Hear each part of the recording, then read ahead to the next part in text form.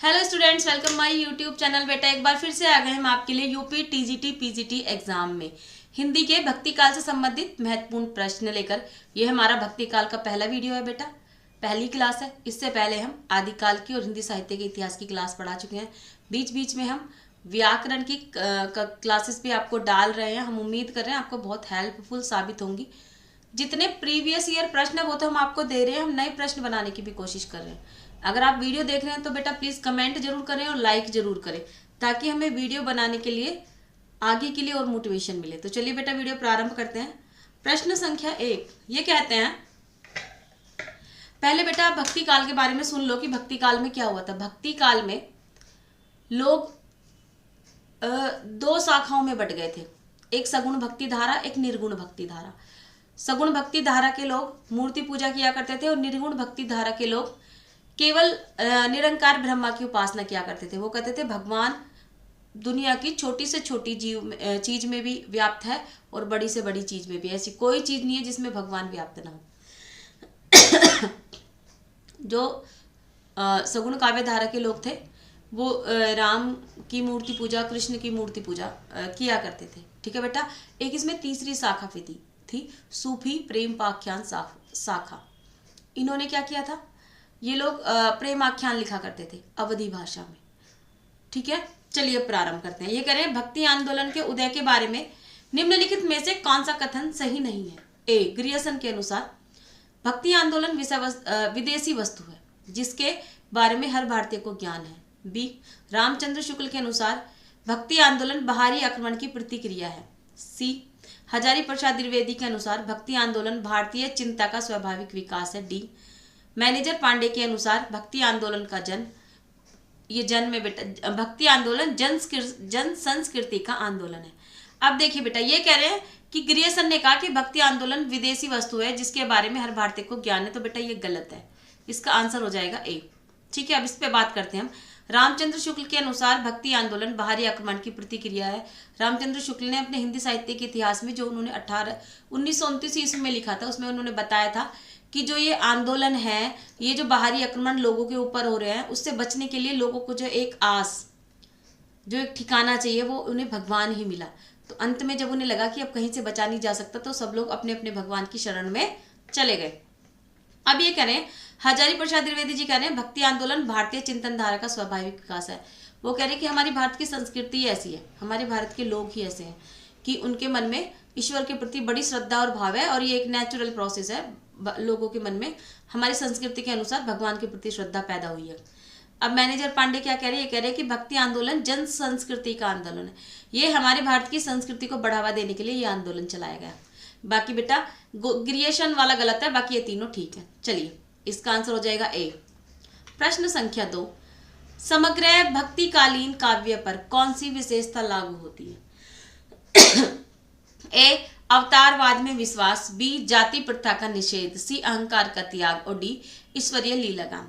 तो देखिए बेटा जो भक्ति काल में विशेषता लागू होती है वो है अहंकार का त्याग। चाहे वो सगुण भक्ति धारा के लोग थे चाहे निर्गुण भक्ति धारा के लोग थे, अहंकार का त्याग सभी लोगों ने किया था। ठीक है बेटा, तो वो है अहंकार का त्याग जो सार्वजनिक हुआ था। ठीक है, सी विकल्प बिल्कुल सही आंसर हो जाएगा आपका सी। प्रश्न संख्या 3, अब ये कह रहे हैं कि भक्ति आंदोलन भारतीय चिंतन धारा का स्वाभाविक विकास है। यह कथन किसका है। 4 विकल्प है। ए, आचार्य रामचंद्र शुक्ल का। बी, आचार्य हजारी प्रसाद द्विवेदी जी का। सी, डॉक्टर राम स्वरूप चतुर्वेदी का। और डी, डॉक्टर भगीरथ मिश्र का। तो बेटा भक्ति आंदोलन भारतीय चिंतन धारा का स्वाभाविक विकास, यह कथन किसका है, आचार्य हजारी प्रसाद द्विवेदी जी का। ठीक है, बी विकल्प बिल्कुल सही आंसर हो जाएगा आपका बी। सॉरी। प्रश्न संख्या 4, सूची 1 का मिलान सूची 2 से कीजिए और दिए गए कूट से सही उत्तर का चयन कीजिए। ठीक है, सूची ए ये है बेटा, सूची 2 ये है। ए, ये कहते हैं शुद्धाद्वैतवाद, अद्वैतवाद, विशिष्ट अद्वैतवाद और द्वैताद्वैतवाद। इधर इन्होंने ये जो वाद चलाए थे किसने चलाए थे उनका नाम दे दिया था कि शुद्धाद्वैतवाद किसने चलाया था, वल्लभाचार्य जी ने। अद्वैतवाद किसने चलाया था, शंकराचार्य ने। विशिष्ट अद्वैतवाद किसने चलाया था, रामानुजाचार्य ने। और द्वैताद्वैतवाद माधवाचार्य ने। अब इसकी एक बात समझ लो बेटा, जो कूट होता है ये कई बार उल्टे सीधे दिए होते हैं। जैसे शुद्धाद्वैतवाद वल्लभाचार्य जी ने ही चलाया था, ये बिल्कुल राइट सही है। अद्वैतवाद शंकराचार्य जी ने चलाया था, ये भी बिल्कुल सही है। विशिष्टाद्वैतवाद रामानुजाचार्य जी ने चलाया था, ये भी सही है। और द्वैताद्वैतवाद माधवाचार्य जी ने चलाया था, ये भी सही है। ये इसमें इन्होंने ठीक दिया हुआ है, लेकिन कई बार क्वेश्चंस में ये आगे पीछे दे देते हैं, ऊपर नीचे दे देते हैं, तो आपको ये मिलान करना होता है। इस प्रश्न के अनुसार यदि मैं उत्तर देखूं तो इसका सी विकल्प बिल्कुल सही है, 1 2 3 4, क्योंकि इसका यही शुद्धाद्वैतवाद, ए के सामने 1 आएगा, बी के सामने 2, सी के सामने 3 और डी के सामने 4। अब आप देखिए बेटा, इन्हें आप याद कैसे कर सकते हैं। आप कह रहे शुद्धाद्वैतवाद वल्लभाचार्य जी ने चलाया था, तो आप कैसे लिख सकते हैं, ऐसे लिख सकते हैं सब, ठीक है। शुद्धाद्वैतवाद वल्लभाचार्य जी ने, ठीक है, से शुद्ध लिख लेंगे आप, वैसे वल्लभाचार्य जी। ऐसे अद्वैतवाद शंकराचार्य ने, तो आप ऐसे अस लिख लेंगे, अंश।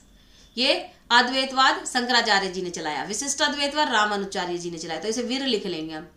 विशिष्टाद्वैतवाद रामानुजाचार्य जी ने चलाया। और द्वैतवाद किसने चलाया, माधवाचार्य, तो इसे हम दम लिख लेंगे, द्वैतवाद माधवाचार्य जी ने, ठीक है बेटा। ऐसे करके हम याद कर लेंगे। स्व को क्या करेंगे, शुद्धाद्वैतवाद किसने चलाया, वल्लभाचार्य ने। अस को अद्वैतवाद किसने चलाया, शंकराचार्य जी ने। वीर को विशिष्टाद्वैतवाद किसने चलाया, रामानुजाचार्य जी ने। और द्वैत को, दम को द्वैतवाद किसने चलाया, माधवाचार्य जी ने, ठीक है। और इसके सही विकल्प जान के हम यहाँ इस कोट में भर देंगे। जैसे इसका सी विकल्प बिल्कुल सही है, पहले का ए का 1, बी का 2, सी का 3 और डी का 4, सी विकल्प बिल्कुल सही है, ठीक है बेटा। चलिए प्रश्न संख्या 5, ये कह रहे हैं द्वैतवाद किस आचार्य द्वारा प्रवर्तित संप्रदाय है। 4 विकल्प है, ए निम्बकाचार्य है, निम्बार्काचार्य, बी विष्णु स्वामी, सी रामानुजाचार्य और डी माधवाचार्य। तो बेटा द्वैतवाद किसने चलाया था, मैंने आपको बताया था दम, द्वैतवाद माधवाचार्य ने। डी विकल्प बिल्कुल सही आंसर हो जाएगा आपका डी। प्रश्न संख्या 6, शुद्धाद्वैतवाद दर्शन के प्रवर्तक हैं। 4 विकल्प है, ए शंकराचार्य, बी माधवाचार्य, सी वल्लभाचार्य और डी विष्णु स्वामी। तो शुद्धाद्वैतवाद किसने चलाया था बेटा,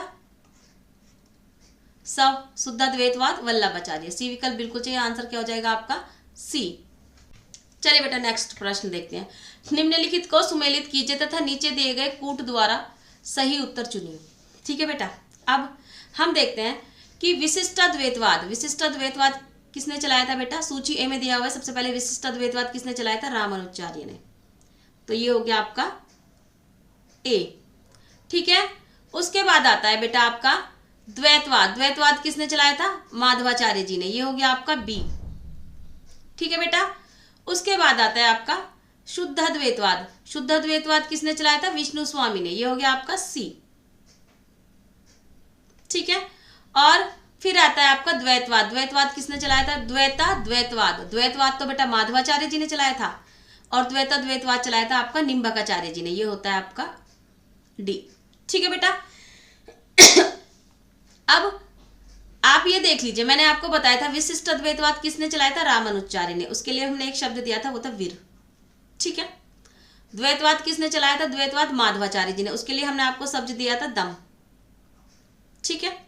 शुद्धाद्वैतवाद किसने चलाया था, शुद्धाद्वैतवाद चलाया था बेटा आपका विष्णु स्वामी ने, उसके लिए आपका शब्द है शुभ, ठीक है। और द्वैतवाद किसने चलाया था, द्वैतवाद निम्बकाचार्य ने, उसके लिए आप दम नहीं द्वय करेंगे, सॉरी, उसके लिए आप करेंगे बेटा द्वय, ठीक है। ये छोटे छोटे शब्द हो गए। अब हम आते हैं बेटा इसके आंसर पे।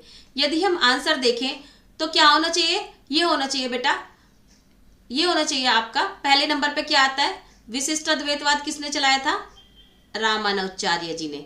फिर द्वैतवाद किसने चलाया था, माधवाचार्य जी ने। शुद्धाद्वैतवाद किसने चलाया था, विष्णु स्वामी ने। और द्वैताद्वैतवाद निम्बार्क आचार्य जी ने, ठीक है। यहाँ हो जाएगा 1, तो क्या हो जाना चाहिए बेटा 3 4 2 1। अब हम देखते हैं 3 4 2 1 कौन सा विकल्प सही है, डी विकल्प हमारा बिल्कुल सही है, ठीक है। आंसर क्या हो जाएगा बेटा डी, ठीक है। मैं उम्मीद कर रही हूं कि आपको ये समझ में आ गया होगा। चलिए बेटा नेक्स्ट प्रश्न देखते हैं। निम्नलिखित दार्शनिक मतों को उसके परिवर्तक आचार्यों के साथ सुमेलित कीजिए तथा सही कूट का चयन कीजिए, ठीक है। ये इधर इन्होंने दार्शनिक मत दिए हुए हैं और इधर इन्होंने इसके परिवर्तक आचार्य जिन्होंने ये मत दिए, ठीक है। हमने आपको छोटे छोटे कूट भी बताए हुए हैं, जैसे विशिष्टाद्वैतवाद बेटा किसने चलाया था, रामानुजाचार्य ने। हमने एक शब्द दिया था आपको वीर। विशिष्टाद्वैतवाद चलाया था रामानुजाचार्य ने, तो यहाँ क्या हो जाएगा बेटा ए, ठीक है। हम यहाँ लिख देंगे A B C और D। ठीक है, तो A का क्या हो जाता है बेटा, एक हो जाएगा यहाँ पे 2। ठीक है, उसके बाद है शुद्धाद्वैतवाद। अब शुद्धाद्वैतवाद के लिए हमने क्या कहा था, शुद्धाद्वैतवाद किसने चलाया था, वल्लभाचार्य जी ने। तो वल्लभाचार्य जी रे, यहाँ पे क्या हो जाएगा बेटा 4। ठीक है, अब अद्वैतवाद, अद्वैतवाद किसने चलाया था हमने एक शब्द बनाया था अंश, तो ये हो जाएगा अद्वैतवाद शंकराचार्य जी ने, यहाँ पे हो जाएगा C यानी कि 1। ठीक है, अब उसके बाद आता है द्वैताद्वैतवाद। तो द्वैताद्वैतवाद किसने चलाया था, उसके लिए हमने एक आपको अलग से शब्द दिया था ध्वनि, यानी कि द्वैताद्वैतवाद ये 2 बार है द्वैद्वय, इसलिए हमने द्वय लिख दिया यहाँ पे। द्वैताद्वैतवाद किसने चलाया बेटा, निम्बार्काचार्य जी ने। तो यहाँ पे क्या हो जाएगा 3। तो यदि हम कूट की बात करें तो यहाँ पे क्या होना चाहिए हमारे 2 4 1 3। हम देखते हैं ए में 4 1 3 ये गलत है। ठीक है, 3 2 4 1 ये भी गलत है, और 1 3 2 4 ये भी गलत है। उपयुक्त में से एक से अधिक, उपयुक्त में से कोई नहीं। तो बेटा आंसर क्या हो जाएगा, उपयुक्त में से कोई नहीं। ये विकल्प इसका बिल्कुल सही है, सही विकल्प आपका ये है। आप इस तरह से इसे याद कर लेंगे। ठीक है, प्रश्न संख्या 9, इसमें से कौन सा जोड़ा सही है। ए श्री सांप्रदाय किसने चलाया, माधवाचार्य जी ने। बी रुद्र सांप्रदाय विष्णु स्वामी। सी सनकादि सांप्रदाय श्री हित जी, और डी राधा वल्लभ सांप्रदाय निम्बार्काचार्य। तो देखिए बेटा इसमें से बी विकल्प बिल्कुल सही है। रुद्र सांप्रदाय किसने चलाया था, विष्णु स्वामी जी ने। ठीक है, बी आंसर आपका बिल्कुल सही आंसर हो जाएगा आपका बी। प्रश्न संख्या 10, नीचे 2 कथन दिए गए हैं। कथन ए, समर्पण सगुण भक्ति का मूल है। कथन बी, भक्ति आंदोलन एकमात्र अद्वैतवाद से प्रभावित है। उपयुक्त कथनों के आलोक में निम्नलिखित में से सही विकल्प का चयन कीजिए। अब ए कह रहा है कथन ए और कथन 2 दोनों सही है, ये गलत है, दोनों कथन सही नहीं है। कथन बी क्या कह रहा है, कथन ए गलत है और कथन 2 सही है, ये भी गलत है। अब सी कह रहा है कि कथन ए और कथन 2 दोनों गलत है, ये भी गलत है बेटा। और डी कह रहा है उपयुक्त में से एक से अधिक, ये भी गलत है। और उपयुक्त में से कोई नहीं, ये भी गलत है बेटा। देखिए ये प्रश्न मैंने इसलिए लिए ताकि आपको मैं बता सकूं कि ये कई बार एग्जाम में भी ऐसे ही प्रश्न आते हैं आपके, जिसके आंसर ही गलत होते हैं सारे। इसमें सही क्या है, देखिए बेटा ये कह रहे हैं समर्पण सगुण भक्ति का मूल है। चाहे वो निर्गुण भक्ति धारा के लोग थे या सगुण भक्ति धारा के लोग थे, समर्पण की भावना सबके अंदर थी। लोगों के प्रति दया, जीवों पर दया, भगवान के प्रति सब कुछ समर्पित, ये सबके अंदर थी। तो ये बिल्कुल सही है। अब ये कह रहे हैं भक्ति आंदोलन एकमात्र अद्वैतवाद से प्रभावित था, ये गलत है। तो इसमें आंसर होना चाहिए कि कथन ए सही है, कथन 2 गलत है। क्योंकि भक्ति आंदोलन में बहुत सारे वाद चले थे, अद्वैतवाद, द्वैताद्वैतवाद, है ना। तो इतने सारे वाद चलने के बाद भी देखिए कितने सारे वाद और संप्रदाय चले। ये देखिए विशिष्टाद्वैतवाद, शुद्धाद्वैतवाद, अद्वैतवाद, द्वैताद्वैतवाद, द्वैतवाद तो इतने सारे वाद चलने के बाद भी ये कह रहे हैं कि ये केवल अद्वैतवाद से प्रभावित है, तो ये गलत है। इसमें कथन ए सही है और कथन बी गलत है। ठीक है बेटा, चलिए प्रश्न संख्या 11 क्या कह रही है, ब्रह्म सांप्रदाय के संस्थापक कौन है। ठीक है, 4 विकल्प है। ए श्री निम्बार्काचार्य, बी शंकराचार्य, सी श्री माधवाचार्य और डी श्री रामानुजाचार्य। तो बेटा ब्रह्म संप्रदाय किसने चलाया था, श्री माधवाचार्य ने। ब्रह्मचार्य के संस्थापक कौन थे, माधवाचार्य। और द्वैतवाद इनका वाद था, समझ गए। इनके संप्रदाय का नाम तो ब्रह्म संप्रदाय था और वाद था इनका द्वैतवाद। याद आ गया जब मैंने दम लिखवाया था। ठीक है बेटा, चलिए प्रश्न संख्या 12 है। अद्वैतवाद के अनुसार ए जीव और ब्रह्मा एक हैं, बी संसार सत्य है, सी जीव और ब्रह्मा अलग अलग है और डी ब्रह्मा विशेषण युक्त है। तो अद्वैतवाद के अनुसार बेटा जीव और ब्रह्मा एक है, याद करेंगे, याद रखेंगे आप। ठीक है, जीव और ब्रह्मा क्या है बेटा, जीव और ब्रह्मा एक है। ए विकल्प बिल्कुल सही आंसर हो जाएगा ए। प्रश्न संख्या 13, रामानुज के श्री संप्रदाय में किसकी उपासना होती थी। 4 विकल्प है, शंकर की, बी ब्रह्मा की, सी विष्णु की और डी लक्ष्मी की। तो बेटा रामानुज के श्री संप्रदाय में विष्णु की उपासना की जाती थी, सी विकल्प बिल्कुल सही आंसर हो जाएगा आपका सी। प्रश्न संख्या 14, ये कह रहे गौड़ीय सांप्रदाय के प्रवर्तक आचार्य थे। 4 विकल्प हैं, वल्लभाचार्य, बी माधवाचार्य, सी चैतन्य महाप्रभु और डी स्वामी हरिदास। तो बेटा गौड़ीय संप्रदाय किसका था? चैतन्य महाप्रभु का था। याद रखना, गौड़ीय संप्रदाय चैतन्य महाप्रभु। सी विकल्प बिल्कुल सही आंसर हो जाएगा आपका सी। प्रश्न संख्या 15, महाराष्ट्र के भक्तों में किसका नाम सबसे पहले आता है? 4 विकल्प है, सूरदास, बी तुलसीदास, सी मीराबाई और डी नामदेव। तो बेटा महाराष्ट्र के भक्तों में नामदेव जी का नाम सबसे पहले आता है। डी विकल्प बिल्कुल सही है। प्रश्न संख्या 16, नामदेव का संबंध किस प्रदेश से है? 4 विकल्प है, ए गुजरात, बी महाराष्ट्र, सी मध्य प्रदेश और डी राजस्थान। तो बेटा नामदेव का संबंध किससे है? महाराष्ट्र से। बी विकल्प बिल्कुल सही आंसर हो जाएगा आपका बी। प्रश्न संख्या 17, तमिल भाषा में किस महाकवि ने रामायण की रचना की है? देखिए बेटा रामायण की रचना बहुत सारी भाषाओं में हुई है, तो आप ये मत सोचना कि रामायण केवल वाल्मीकि जी ने ही लिखी है। ए कंब, बी पंप, सी नेमचंद्र और डी कृतिवास। तो बेटा तमिल भाषा में जिस महाकवि ने रामायण की रचना की है वो है कंब। ए विकल्प बिल्कुल सही आंसर हो जाएगा आपका ए। प्रश्न संख्या 18, निम्नलिखित को कालक्रम के अनुसार व्यवस्थित करें। ए सूरदास, स्वामी हरिदास, मीराबाई और रसखान। बी स्वामी हरिदास, सूरदास, मीराबाई, रसखान। सी सूरदास, रसखान, मीराबाई, स्वामी हरिदास और डी स्वामी हरिदास, सूरदास, रसखान और मीराबाई। तो बेटा देखिए ये चारों ही गलत हैं। ठीक है, सबसे पहले थे बेटा सूरदास।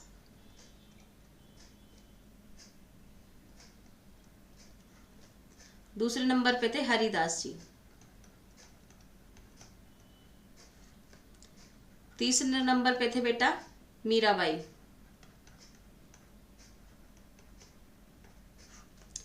चौथे नंबर पे थे रसखान। ठीक है बेटा, ये वाला क्रम आपका बिल्कुल सही है। प्रश्न संख्या 19, भक्ति काल की समय सीमा क्या है? 4 विकल्प है, ए विक्रम संवत 1275 से विक्रम संवत 1700 तक, बी विक्रम संवत 1275 से विक्रम संवत 1800 तक, सी विक्रम संवत 1375 से विक्रम संवत 1850 तक और डी उपयुक्त में से कोई नहीं। तो बेटा भक्ति काल की समय सीमा इनमें से कोई नहीं है, सारे गलत है। उपयुक्त में से कोई नहीं, डी विकल्प बिल्कुल सही है, क्योंकि भक्ति काल की समय सीमा थी 1375 विक्रम संवत से 1700 विक्रम संवत तक। ठीक है बेटा। प्रश्न संख्या 20, भक्ति काल की समय सीमा क्या मानी गई है? ए विक्रम संवत 1350 से 1700 तक, बी विक्रम संवत 1375 से 1700 तक, सी विक्रम संवत 1375 से 1730 तक, डी उपयुक्त में से एक से अधिक और ई उपयुक्त में से कोई नहीं। तो बेटा जो भक्ति काल की समय सीमा मानी गई है वो है बी विक्रम संवत 1375 से 1700 तक। प्रश्न संख्या 21, प्रश्न संख्या 21, विक्रम संवत 1375 से 1700 तक के साहित्य में कौन सी भावधारा परिलक्षित होती है?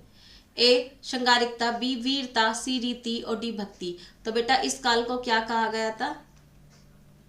भक्ति काल। 1375 से 1700 तक के काल को भक्ति काल कहा गया था। इसमें कौन सी धारा प्रभावित होती है? भक्ति। डी विकल्प आपका बिल्कुल सही आंसर हो जाएगा डी।